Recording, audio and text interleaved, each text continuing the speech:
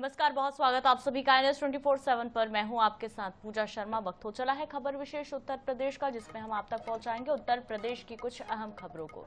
तो शुरुआत नवरात्र पर्व से कर लेते हैं। शारदीय नवरात्र का जो पर्व है वो पूरे देश भर में शुरू हो गया है। गोरखपुर के गोरखनाथ मंदिर में मुख्यमंत्री और गोरक्षा पीठाधीश्वर योगी आदित्यनाथ ने नवरात्र अनुष्ठान का शुभारंभ किया, जहां परंपरा, आस्था और भक्ति का अद्भुत संगम देखने को मिला।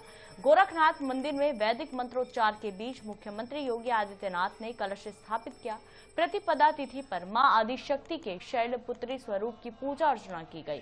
कलश स्थापना से पहले मंदिर परिसर में परंपरागत वाद्य यंत्रों, घंट, घड़ियाल, तुरही और शंखनाद के साथ कलश शोभा यात्रा भी निकाली गई। सीएम योगी ने स्वयं जल से भरा कलश उठाकर वरुण देव का आवाहन किया और मां दुर्गा, भगवान शिव और गुरु गोरखनाथ के शस्त्र त्रिशूल की प्रतिष्ठा की। शक्तिपीठ में श्रीमद् भागवत पारायण और श्री दुर्गा सप्तशती पाठ की भी शुरुआत हो गई है।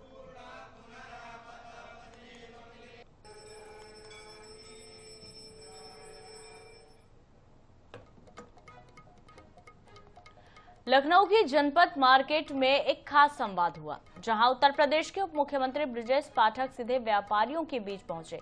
मकसद था 22 सितंबर से लागू नए जीएसटी स्लैब को लेकर चर्चा करना और व्यापारियों की राय जानना।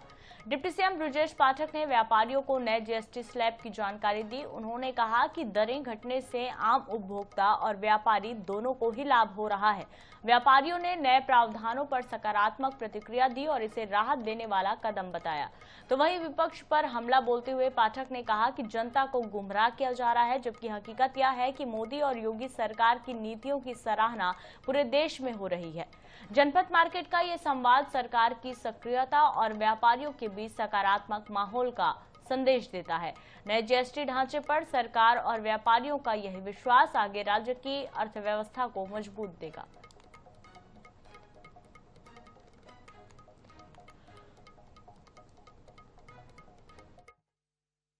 मोदी जी का आभार प्रकट करें, एक एक पत्र भेजें। और सबसे बड़ी बात यह है कि आदरणीय प्रधानमंत्री जी ने ये हमको उपहार नवरात्रि के पहले दिन दिया है। आज देख रहे होंगे सभी दुकानों पर बड़ी संख्या में लोग खरीदारी करने के लिए आए हैं और ये एक ऐसा उपहार है जो जीवन भर याद रहेगा। सभी लोग, कोई गाड़ी खरीद रहा है, कोई मोबाइल खरीद रहा है, कोई टीवी खरीद रहा है, कोई एसी खरीद रहा है, कोई कूलर खरीद रहा है। बड़ी भारी छूट कीमतों में दे करके मध्यम वर्ग के उपभोक्ताओं पर, गरीबों पर आदरणीय प्रधानमंत्री नरेंद्र मोदी जी ने बहुत बड़ा आशीर्वाद दिया है। इधर फर्रुखाबाद में किसान महापंचायत का आयोजन किया गया, जहां भारतीय किसान यूनियन के राष्ट्रीय प्रवक्ता राकेश टिकैत पहुंचे। यहां किसानों और मजदूरों की भारी भीड़ जुटी, जिसमें महिलाओं की भागीदारी भी खास रही। महापंचायत में टिकैत ने सरकार पर जमकर हमला बोला है। फर्रुखाबाद में किसानों और मजदूरों की समस्याओं को लेकर राकेश टिकैत ने महापंचायत की। टिकैत ने कहा कि सरकार जीएसटी की बात कह रही है, लेकिन सस्ती कोई चीज नहीं हुई। मेरठ बवाल पर बोले, एक जाति के लोग इकट्ठा हो गए थे, सरकार आपस में डंडा बजवा रही है। गंगा किनारे हर साल आने वाली बाढ़ से किसानों की फसलें बर्बाद होती हैं, इसलिए बांधा जाना चाहिए। उन्होंने चेतावनी दी कि अगर बांध नहीं बना तो किसान धरने पर बैठेंगे। टिकैत ने कहा कि जमीन महंगी और फसलें सस्ती है, यह किसानों के साथ अन्याय है। गंगा एक्सप्रेसवे को लखनऊ आगरा एक्सप्रेसवे से जोड़ने वाले लिंक एक्सप्रेसवे के लिए किसानों की जमीन सस्ते दामों पर अधिग्रहित की जा रही है, जिसका किसान विरोध कर रहे हैं। महापंचायत में राकेश टिकैत ने साफ कह दिया है कि किसानों की समस्याओं को हल के बिना आंदोलन थमने वाला तो नहीं है। फर्रुखाबाद से उठी ये आवाज आने वाले दिनों में प्रदेश की राजनीति और किसानों की लड़ाई दोनों पर असर डाल सकती है।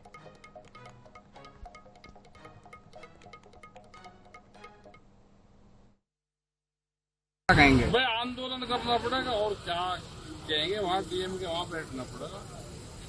आज आप आए हैं, पहले आप आए थे उससे लगभग दोगुनी संख्या में यहाँ पे आपके साथ किसान आए हैं। तो क्या बताओ, कुछ आदमी शहर का आदमी, एक बताओ कोई आ रहा हो यहाँ से। जो छोटा दुकानदार है वो भी दुखी है। मिर्जापुर में मां विंध्यवासिनी के दर्शन करने पहुंचे कांग्रेस के वरिष्ठ नेता प्रमोद तिवारी ने प्रधानमंत्री नरेंद्र मोदी पर जमकर निशाना साधा है। उन्होंने कहा कि पीएम के चेहरे पर आत्मविश्वास और ईमानदारी की झलक तक नहीं नजर आती। कांग्रेस नेता प्रमोद तिवारी मां विंध्यवासिनी मंदिर पहुंचे और विधि विधान से पूजन किया। मंदिर से बाहर आते ही उन्होंने पीएम पर तीखा हमला बोला।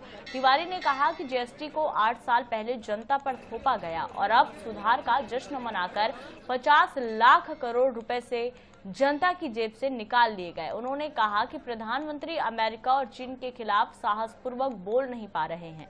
मां विंध्यवासिनी से प्रार्थना की कि वे प्रधानमंत्री को सद्बुद्धि और साहस दें। साथ ही उन्होंने बिहार चुनाव को लेकर भी पीएम मोदी पर आरोप लगाया है कि वोट चोरी से जनता नाराज है और आने वाले दिनों में कांग्रेस की सरकार बनेगी।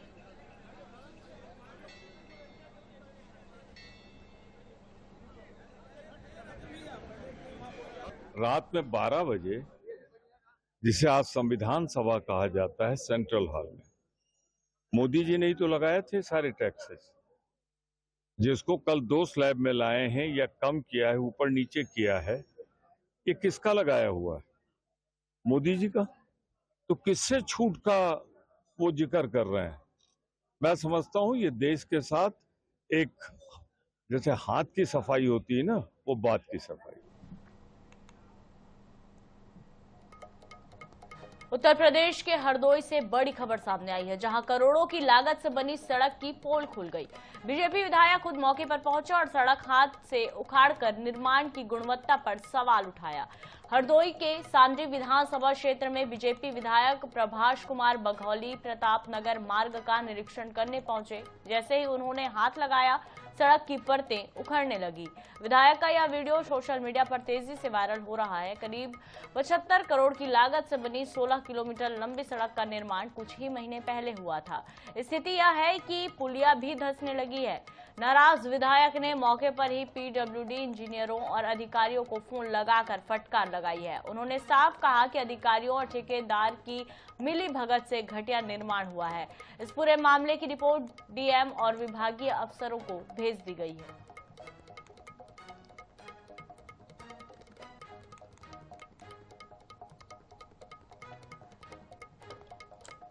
देखिए, ये बघौली से प्रतापनगर मार्ग है, लगभग 16 किलोमीटर है, जो नामेश को छूता है।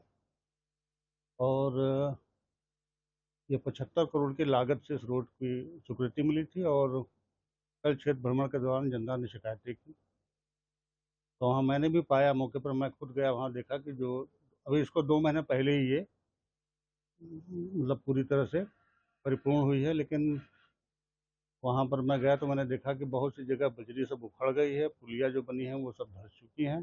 मैंने मौके से ही डीएम साहब को भी और विभागीय अधिकारियों से बारे में बात की।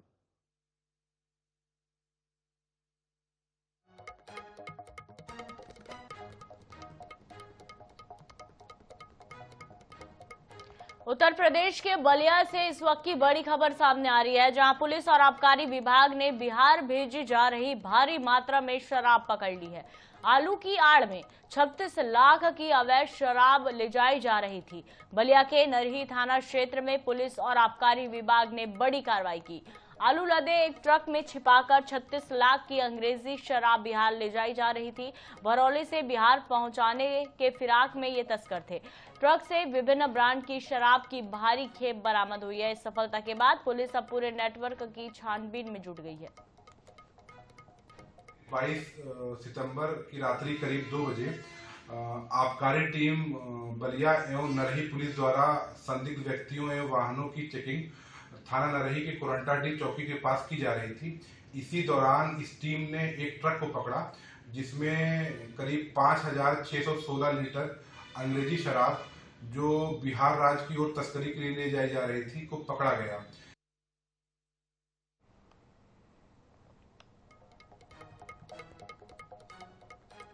शारदीय नवरात्र शुरू होते ही मंदिरों और पंडालों में भक्तों की भीड़ उमड़ पड़ी है।